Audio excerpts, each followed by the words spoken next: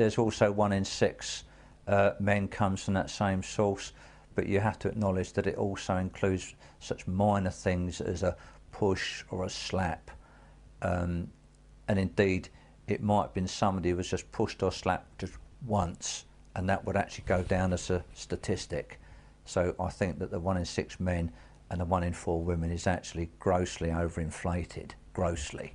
I don't think the 1 in 4 women have experienced domestic violence at some point in their lives is a valid figure, because apart from anything else, it was actually taken from women in refuges. There were no control groups. It isn't a proper analysis. Does that mean that, you know, of all of your friends, a quarter of them are, you know, are being abused? And she went, well, no, I mean that over their whole lifetime, so not any given time. I said, okay, and what exactly counts as abuse under?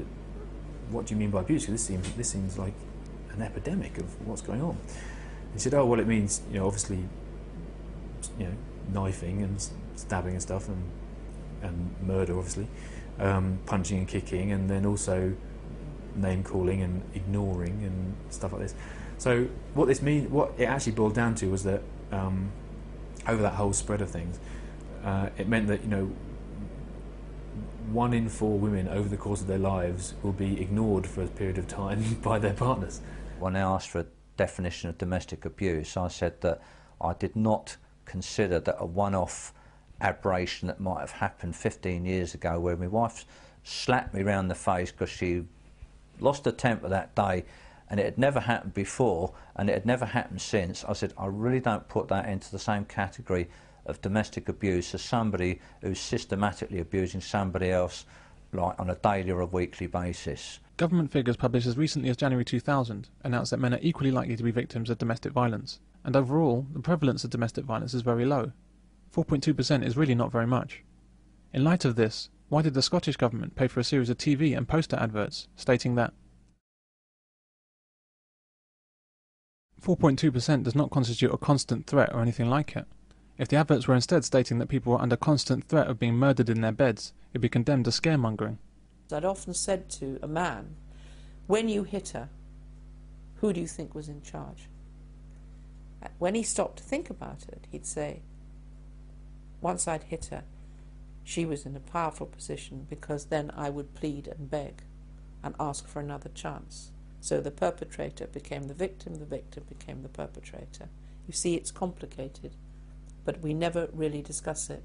With every presentation of domestic violence you'll see anywhere in the media, all we're shown is the end point of an incident. Typically this will be a picture of a bruised woman and a description of exactly how a man hurt a woman, and that's it. Finito. And this we call news. We never get to see the man. We never get to see the other guy. Of the first 100 women that she had in the refuge, 62 of them, she said, were actually more violent or as violent as the men that put them there. I realised it wasn't a gender issue, and I knew that from personal experience, because although both my parents were violent, dysfunctional, my mother was physically a lot more violent to me than my father. So I came to the whole subject with an open mind, and as I took the women in, I looked at the first 100 women that had came in with their children, and of the first 100, 62 could be described as violent as the partners that they left. So it never has been a gender issue, but the political problem at the time, which is something I've never been able to get out into the open, is that the feminist movement, having formed itself in late 1969-70, never got the kind of support it needed financially, because it was so extreme. Up till then, the women, they were burning their bras and doing all sorts of silly things, making fools of themselves, and they were a joke. But then finally they hit on the topic that gave them the credibility they so badly needed, and it also gave them the funding. I knew the moment that I started taking in women and children that it would be hijacked. They were very, very highly organised Marxist groups of women of one sort or another, and sure enough, in 1974 we called a very small conference to encourage other groups to set up refuges. They invaded it. All they came, literally walked into the hall with all their leather gear on and all the rest of it, up on the platform, shouted and barracked. They had all their placards outside, all men are rapists, all men are bastards. She said they were quite violent women. And began a voting system which by the end usurped our position as the national organisation. and took it over. And the tragedy was that from then onwards, these lies and false figures and statistics have been disseminated internationally through the Western world, and men have been deemed as perpetrators, not because they happen to be violent, but because they happen to be men. Even if we did see the man, what could this tell us? Women bruise more easily than men. Basically, for the same punch or kick, a woman's face will swell up and discolour far more impressively than a man's. So that must make her the victim, right? It's exactly the same. I mean, if a woman smacks a man in the face with a fist, he probably won't even be bruised. Majority of women are nothing like as physically strong as a man. He will be just as hurt and as abused as if he hit her. Had he hit her, she would be severely bruised. It's only a difference in physical size. Much of what we think about domestic violence seems to be predicated on three things. Women are victims, men are perpetrators. Men are much stronger than women, and so it's always wrong for a man to hit a woman.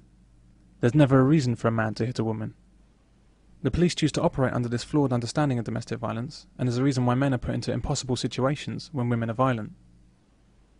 In this society of ours, where women claim that they want equality with men, we have this strange idea that men must at all times behave better than women because men are physically stronger.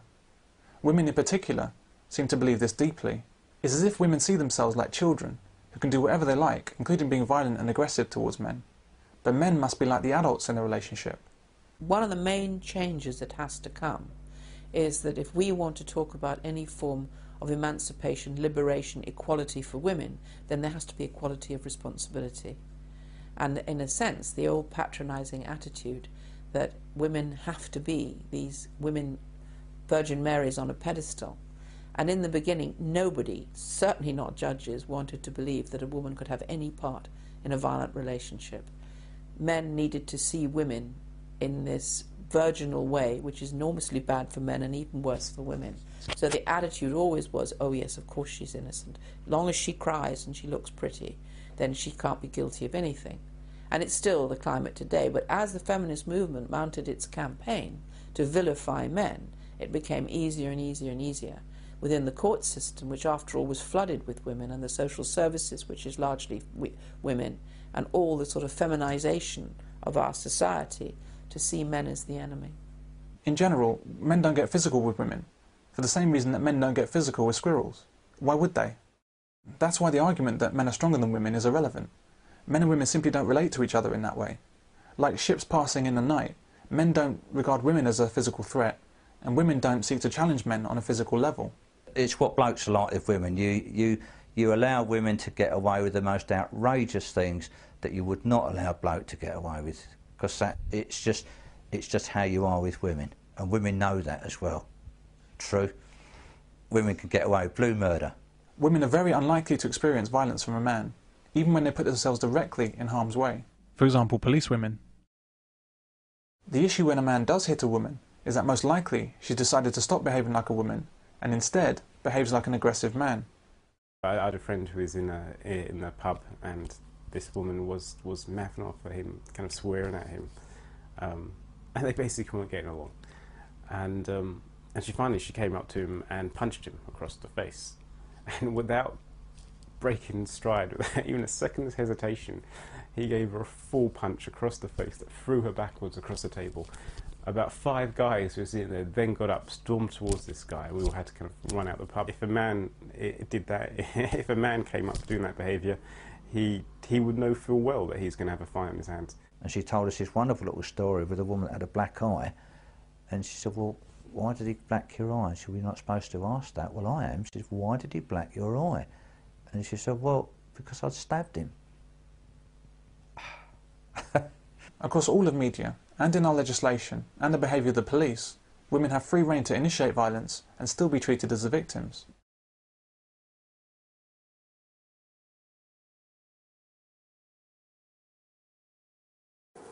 One time he actually pinned me down to the floor, and he had an axe over my head, and he said, I'm going to kill you. It started as verbal abuse and then turned violent. Bryony put up with it for 9 months before she sought help. Where's the story here? I thought a story had a beginning, a middle and an end. Why is it that with domestic violence we're only ever told the ending, and only a female version of the ending at that? There's no investigation or discussion into what caused this behaviour. It's like being told a punchline without being told the joke. How can this pass for news? It's human nature to ask why when violence occurs. But with domestic violence, where a woman is hurt, no one and no news story ever questions why it happened. The man is simply wrong and must be punished. This blanket prejudice is a hate crime against men. If we employed the domestic violence approach on news reporting to the Second World War, our whole understanding of the conflict might come only from studying the D-Day landings. If we looked only at that point of the war, it might seem like for no reason at all, the whole world was ganging up on one country. Poor, innocent Nazi Germany.